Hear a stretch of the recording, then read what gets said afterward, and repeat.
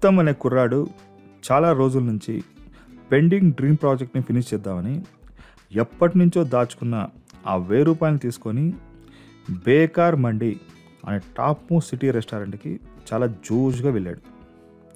Full జనాలు, waiting list tokens, inch space లేని corridors, పైగా ఆకలిని పెంచేలాగా బయటికి కొడుతున్న ఫ్లేవర్స్. ఇదంతా ఇప్పట్లో కాదులే అని కన్ఫామ్ అయ్యి రెస్టారెంట్ ఓనర్ తన క్లాస్మేటే కదా అని డైరెక్ట్గా ఓనర్ మియా దగ్గరికి వెళ్ళిపోయాడు.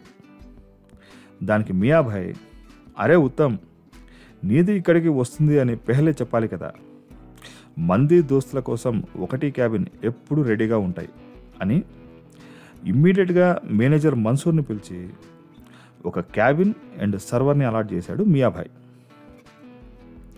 అంతే, అలా కూర్చున్నాడో లేదో ఇలా సర్వర్ వచ్చి, సార్ మీ ఆర్డర్ చెప్పండి అని మెనూ ఇవ్వబోతుంటే సెకండ్ గ్యాప్ లేకుండా 3rd పేజ్లో ఉన్న 14th ఐటెం తీసుకొని రావా అన్నాడు ఉత్తమ్.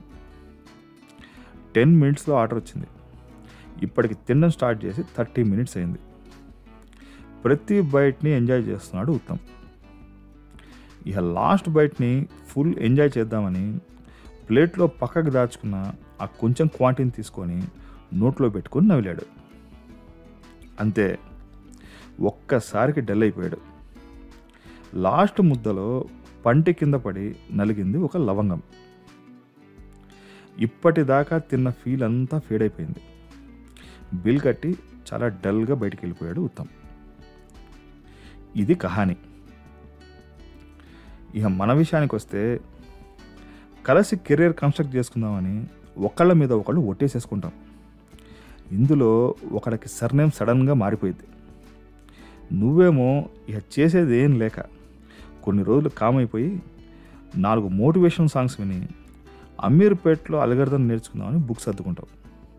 నీ 32 years ఏజ్లో. నీ ఎక్స్పైరీ డేట్ సగానికి వచ్చి ఉండిద్ది అప్పటికి.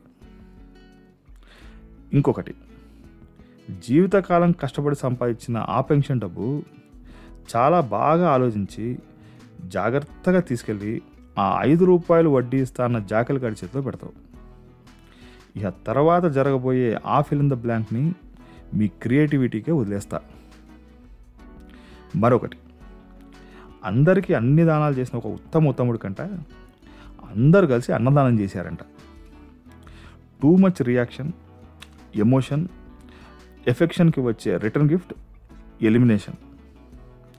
ఇలా ఎన్నైనా చెప్పుకుంటా పోవచ్చు టైం ఉంటే. బట్ ఎన్ని చెప్పుకున్నా కామన్ పాయింట్ ఒకటే ఇక్కడ. చివరాఖరి ఘట్టం క్లియర్గా లేకపోతే అంతవరకు గడిచిందంతా గల్లంతే. అది